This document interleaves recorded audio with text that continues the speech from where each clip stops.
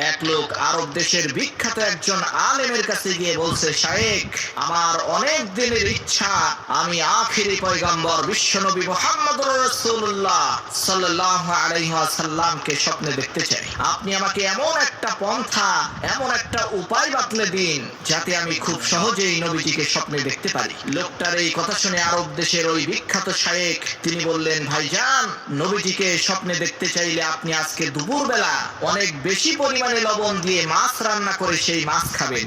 এরপর ঠিক একইভাবে রাতের বেলা অনেক বেশি পরিমাণে লবণ দিয়ে মাছ খাবেন। কিন্তু শর্ত হচ্ছে, এই লবণ দিয়ে মাছ খাওয়ার পর আপনি কোনো পানি পান করতে পারবেন না। এই শর্তটা পালন করতে পারলেই ইনশাআল্লাহ আপনি নবীজিকে স্বপ্নে দেখতে পারবেন।